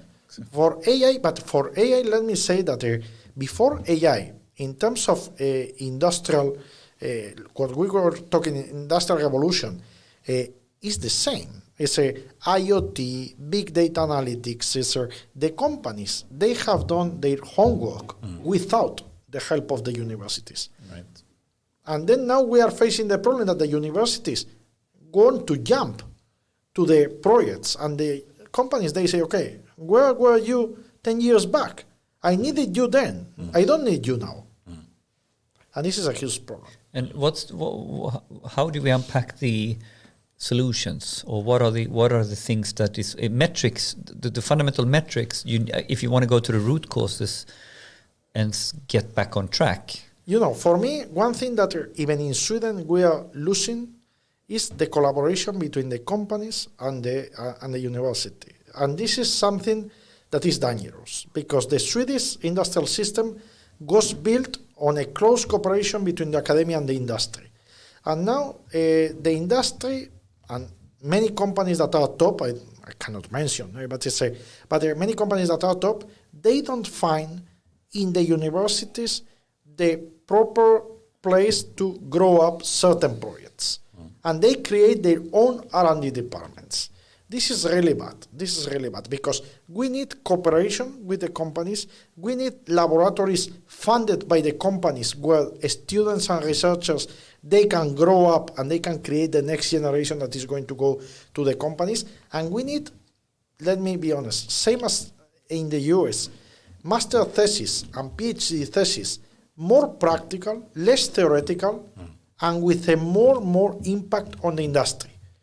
For many years in Europe, when one thesis was having huge impact on the industry, many people said, okay, this is not a PhD thesis because it has impact on the industry. Yeah, exactly. It's crazy. It was a bad thing, right? It was a bad thing. Oh my God. This is because if you want to be a pure academician, you should do pure things. Yeah. And now we have to be aware that in US they have done it very well. They have applied thesis. An applied thesis is not a negative word. It's something done between the university in close cooperation with the industry. And here in Sweden, when I came, let me say that there was one thing that in Spain didn't exist. The industrial PhD. Industrial PhD was that person from a company, SAP, ABB, SKF, that the company paid that person to go to the university 50% of the time and do the PhD and then go back to the company. Because the PhD degree and the knowledge in the university was valuable for the company. It was that win-win. Yes, but this 10 years ago, this is going down, the number of industrial PhDs that you can find in the Swedish universities. And this means that the industries don't believe as they did in the universities. Because that figure, the industrial PhD, was rather unique. It exists also in Germany, but I never saw that in Spain. Now I see that this is missing, and this is because the diversion between companies and universities is there, especially on AI. In these tech areas, big AI, big data, IoT, that is sort of taking another path. Yeah, actually, this is the problem is that the companies, believe me, that is, and I'm really sad to agree with you, but the companies many times they have knocked the door of the universities. They have seen that the state of the art is okay. You are far behind. Yeah. Then I cannot collaborate with you. Yeah. And the universities still persist on reinventing the wheel. This is something that is already in the market. Okay, let's do a PhD thesis to develop. It's already in the market. We're chasing the metric to get published. We beat the metric. The problem is if you don't change the metrics, you don't change the system. Yeah, it's a bit sad. Oh, let's not try to end on this kind of sad topic. Perhaps you can mention a bit about your future work. What's next in your life? A bit about what's going to happen in Luleå or in Tecnalia. What's going on? This is a very difficult question. We have been talking about social network of machines. For me, my current challenge now is working with digital twins. That is, maybe the companies demand more. Many companies, they want digital twins of their products or of their processes, and and the digital twins is like their political opinion. Everybody has a different one. Then you need when the company comes and say, I want a digital twin. What kind of digital twin? What is a digital twin to you? What do you understand by digital twin? Exactly. Because sometimes a BIM model, a 3D representation, for some people is a digital twin. For some, then I think still we have to work in the representation of these digital twins, and we will move. For me, still I see as technology, digital twins, and social network of machines. I see clear there, and as the AI for me, the servitization is going to be maybe one of the biggest. What is this AI? Servitization, for me, in the industrial settings, when you sell, for example, a robot, you sell a robot now, but you don't sell the robot anymore. You are selling welding hours to the company. Welding hours, serialization, yes. And then the company, what is the difference? The company, they don't want to maintain, they don't want to do anything with the robot. It's like when you have a phone or a car or a computer on leasing. You want just the service. Then what is the point? That the manufacturer, through AI, is going to provide a service to maximize the performance and minimize the maintenance cost, etc. Yeah. And then this is what our friend Matthias is speaking about all the time. You know, he's speaking. This is a friend. He's a professor in circular economy or sustainability, and he's speaking all the time about, you know, we should not be selling a product or not even a service. We should be selling a function. Yeah. So speaking about cars, for example, you shouldn't sell a car.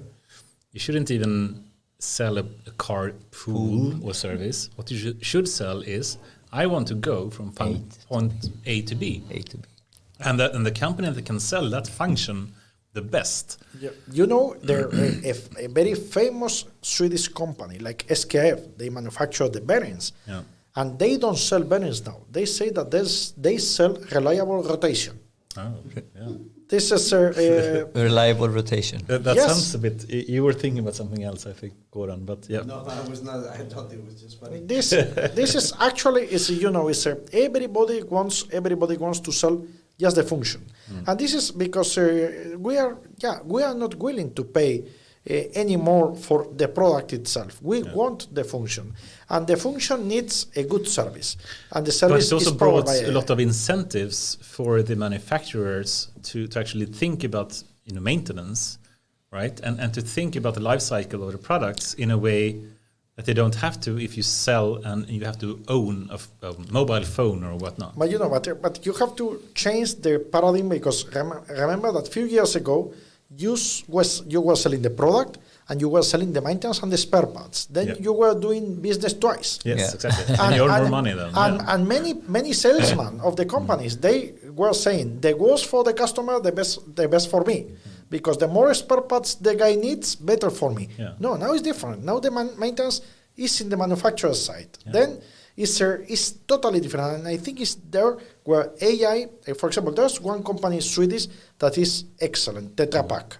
Tetra Pak is having, you know, around 20,000 machines all over the world. And they have all the machines monitored from Lund. And they are doing analytics of these machines and sending the spare parts and the service engineers just if needed. Then I think they have done a fantastic work, and of course, many things to be done, but to centralize the decision support system in Lund and sell just the service. Right. And this is the business model is entirely different. I think Sweden is doing really well. There are some companies like Tetra Pak, ABB, SKF, Atlas Copco. They are doing fantastic things in terms of servitization. I think you paint up a rather beautiful picture, at least for Sweden, then, right? That if we move in that direction, selling the service or the function, and moving to a more sustainable future where maintenance is actually included as a part of the function, then, and using, of course, more intelligent maintenance, then we could have a beautiful future in the coming ahead. And right? for sure, a more sustainable view. Definitely, what you are defining, AI should be the real engine of the circular economy and sustainability. Right. And in this way, if we are not the owners of the stuff anymore, we are just the users, and we don't have to scrap the goods. Then we will have the chance to change the tendency that we are having now. Right? Then I think we are doing well so far. I think we are in the right direction. But for me, one important thing is that the AI is very powerful and will trigger this sustainability. But also in small and medium companies, and also in the developing countries. If we keep this in the island of the Western world, definitely, and the big companies, definitely the impact will be very, very small. Yeah, that's a good awesome summary. That's a goal. That's a good goal. Let's work for that together. Right? Let's do that. Diego, Do you have anyone that you would recommend to come on this show? Anyone that you would like to listen to that we interrogate a bit, like yourself? This is a really difficult question, but I would like to have someone also critical with the evolution of the Industry 4.0. It's I think it's we have been too soft. Yes, too soft happy. We have accepted the without the critical fact of the 4.0 concept, and even if we move the 4.0 concept, the 5G concept, is we have to see the difference between evolution and disruption and revolution, transformation and disruption. Then definitely I would like to have here someone from some SME to see, okay, how do you foresee the AI in the coming 5-10 years? Because a CEO of a small medium enterprise manufacturing company, yes, and reflect on his understanding of AI and how he hears all the buzzwords floating around, but how does it work in reality? Yeah, but if, just to see, okay, it's one SME that can be 100, 200 employees. This is with maybe 2-3 persons in the ICT department, and okay, it's the authorities, the government is supporting you in this. From the universities, you get support. Can you access to the proprietary systems? What is the degree of the implantation of the Industry 4.0? And I think if we take the scorecard of the Industry 4.0 in some SMEs, that some of them are famous, we could get a very, very funny surprise. That's an interesting one. I like that because it ties well into our idea of demystifying AI and discussing AI, is that we need to look at it from many different glasses and angles, from the professors, from the data scientists, from the CEO, from the politicians. And you're highlighting now, how is AI impacting small, medium enterprise, especially in manufacturing? And we can talk about how is your experience of Industry 4.0 as a good example? Yeah, I think it would be nice to see, okay, what is the perception of the SMEs? Awesome. Good idea. Very good idea. Thank you very much, Diego Galar. Thank you. It's been a true pleasure to have you here and discuss with such an experienced and knowledgeable person. It's been a true pleasure. Has been a pleasure. Thank you very much. Thank you very much, Thank Diego. you. Thank you. Have an awesome evening. And hope you continue for the after work as well. Sure. The singularity will come up next. Sorry, guys, you're going to miss it. Sustainability. Circular.